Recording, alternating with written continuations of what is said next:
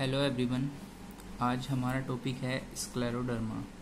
ठीक है, तो फर्स्टली हम स्क्लेरोडर्मा का डेफिनेशन जान लेते हैं कि स्क्लेरोडर्मा होता क्या है। ठीक है, तो डेफिनेशन लिखा है scleroderma is also known as systemic sclerosis. ठीक है, तो स्क्लेरोडर्मा को हम क्या बोलते हैं? सिस्टमिक स्क्लेरोसिस बोलते हैं। ठीक है, तो अब जान लेते हैं सिस्टमिक स्क्लेरोसिस होता क्या है। सिस्टमिक स्क्लेरोसिस होता है, जैसे बोल सकते हैं हम, स्टेपनिंग हार्डनिंग ऑफ द टिश्यू। ठीक है, मीन्स जो हमारे टिश्यूज होते हैं, स्किन होती है, वो हार्ड हो जाती है। हार्ड क्यों हो जाती है? जैसे सपोज करो हमारे इंटरनली ऑर्गन्स या हमारे कोई भी स्मॉल आर्टरीज इंजर्ड हो जाती है हमारे बॉडी के अंदर। ठीक है, जिसके कारण जो हमारा बॉडी के टिश्यूज होते हैं, सेल्स होती हैं, उसमें हमारा कोलेजन या बोल सकते हैं हम फाइब्रोसिस एक्युमुलेशन हो जाता है। ठीक है, जिसके कारण वहाँ की जो स्किन्स होती है, टिश्यूज होते हैं, हार्डनेस हो जाता है।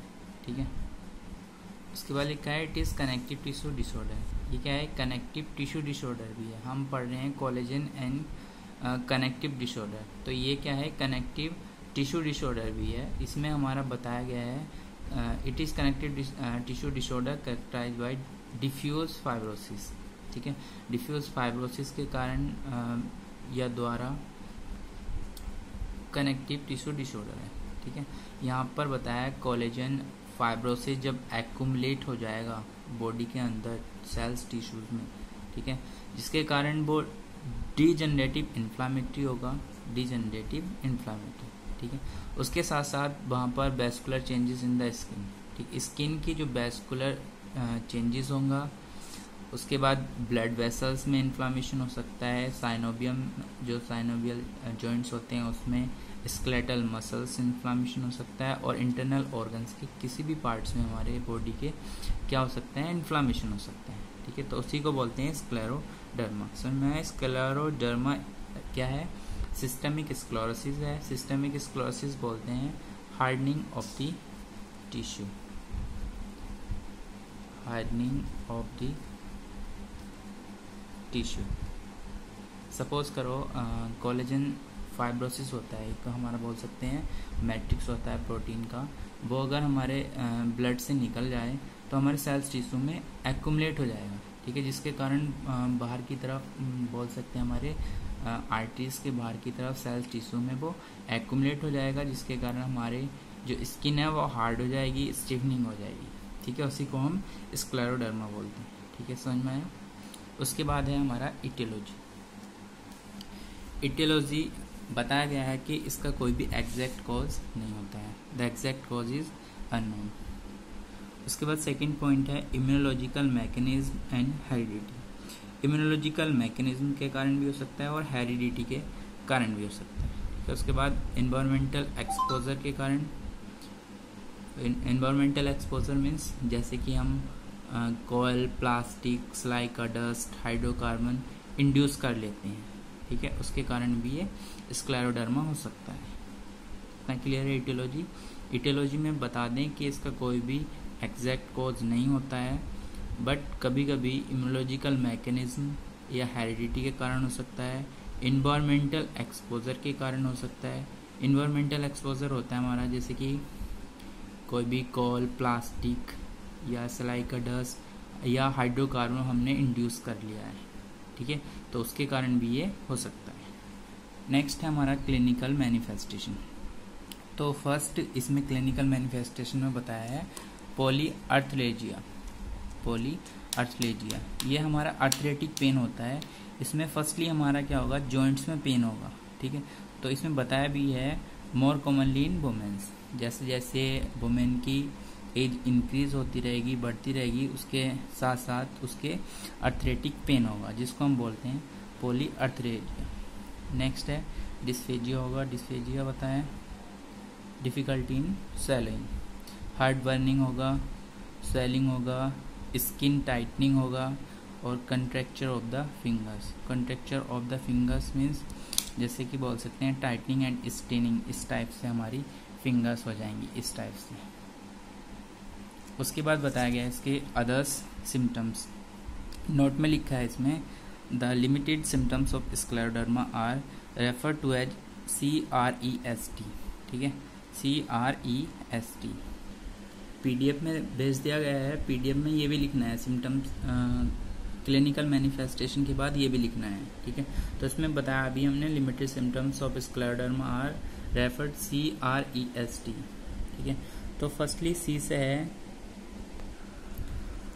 अभी बताया हमने CREST। तो सी से हमारा है कैल्सिनोसिस। क्या है? कैल्सिनोसिस। तो इसमें हमारा क्या होगा?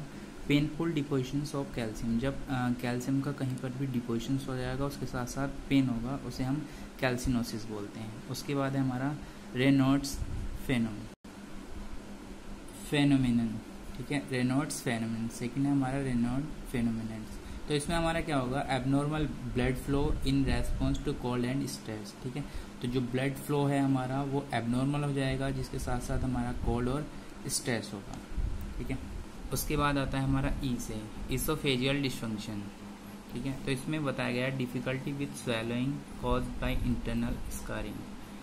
इसोफेजियल डिस्फंक्शन में बताया है कि डिफिकल्टी होगी स्वेलिंग में, किसके बोल सकते हैं? इंटरनल स्कारिंग की। तो उसके बाद है एस, ठीक है। तो स्क्लेरोडैक्टाइली, इसमें बताया है tightening of the skin of the finger toys. अभी बताया हमने इसमें क्या होगा? हमारी जो फिंगर्स होती है और हमारी स्किन होगी वो क्या हो जाएगी? टाइटनिंग हो जाएगी, ठीक है। तो वो हो गया हमारा स्क्लेरोडैक्टाइली। नेक्स्ट है हमारा टी, टेलेंजेक्टेसिस। टेलेंजेक्टेसिस क्या होगा? Red spots on the hands, four arms, palms, face and lips, ठीक है। इसमें हमारे रेड स्पॉट हो जाएंगे हैंड्स पर, फोर आर्म्स पर, पाम्स पर, फेस पर एंड लिप्स पर, ठीक है। बोल सकते हैं हमारे कहीं कहीं पर बॉडी में, स्किन पर कहीं भी रेड रैसेस हो जाएंगे, ठीक है, या रेड स्पॉट्स हो जाएंगे, उसे हम टेलेंजेक्टेसिस भी बोलते हैं, ठीक है। तो ये था हमारा क्लिनिकल मैनिफेस्टेशन में एक CREST, ठीक है। अभी बताया कैल्सिनोसिस, और आर से बताया रेनॉल्ड्स फेनोमेनन, और ई से बताया हमने इसोफेजियल डिस्फंक्शन हो जाएगा, और एस से बताया स्क्लेरोडैक्टाइली हो जाएगा, और हमारा टेलेंजेक्टेसिस हो जाएगा। नेक्स्ट हम पढ़ेंगे डायग्नोस्टिक टेस्ट या डायग्नोस्टिक इवैल्यूएशन। फर्स्टली हम हिस्ट्री कलेक्शन करते हैं, फिजिकल एग्जामिनेशन करेंगे, ब्लड टेस्ट करेंगे, पल्मोनरी फंक्शन टेस्ट करेंगे, ठीक है, ECG करेंगे। उसके बाद स्किन बायोप्सी करेंगे, कहीं से भी कोई भी क्या करेंगे? हम सैंपल लेंगे स्किन बायोप्सी के लिए। उसके बाद यूरिन एनालिसिस करेंगे, इसोफेजियल स्टडीज़ करेंगे, ठीक है। इसोफेजियल स्टडीज़ कैसे करते हैं? हम बोल सकते हैं हम इसोफेगस के बारे में हम उसको देखेंगे कि उसमें कोई भी अल्सर वगैरह तो नहीं है, ठीक है, टेस्ट करेंगे। नेक्स्ट है हमारा मेडिकल मैनेजमेंट। इसमें हम क्या क्या मैनेजमेंट दे सकते हैं? तो फर्स्टली हम कैल्शियम चैनल ब्लॉकर देंगे, ठीक है। उसके बाद एंटी इन्फ्लामेटरी ड्रग्स देंगे और थर्ड से हमारा एंटासिड्स देंगे, ठीक है। एंटी इन्फ्लामेटरी ड्रग्स क्यों देते हैं? क्योंकि वहाँ पर क्या हो रहा है? हमारा इन्फ्लामेशन हो रहा है, उसके लिए हम क्या देंगे? Anti inflammatory. एंटासिड देंगे एसिड को रिड्यूस करने के लिए। कॉर्टिकोस्टेरॉइड्स किस लिए देते हैं? Corticosteroids reduce immune system activity, ठीक है। जो इम्यून सिस्टम की एक्टिविटी है उसको रिड्यूस करने के लिए दी जाता है, या बोल सकते हैं हमारे swelling, itching, redness, allergy reaction को कम करने के लिए भी दी जाता है। नेक्स्ट है हमारा एंटी हाइपरटेंसिव ड्रग। जो भी बोल सकते हैं ब्लड का प्रेशर है वो हाई हो रहा है, तो उसको रिड्यूस करने के लिए हम क्या देते हैं? एंटी हाइपरटेंसिव ड्रग्स देते हैं, ठीक है। वो लिखवा रखी हैं सब हमने, calcium channel blockers, anti inflammatory, antacids, corticosteroids और एंटी हाइपरटेंसिव ड्रग्स देते हैं हम स्क्लेरोडर्मा को रिड्यूस करने के लिए। So thank you. उसके बाद इसका नर्सिंग मैनेजमेंट आप खुद लिखना है। एज ए नर्स आप क्या क्या मैनेजमेंट इसमें दे सकते हो, ठीक है। Thank you.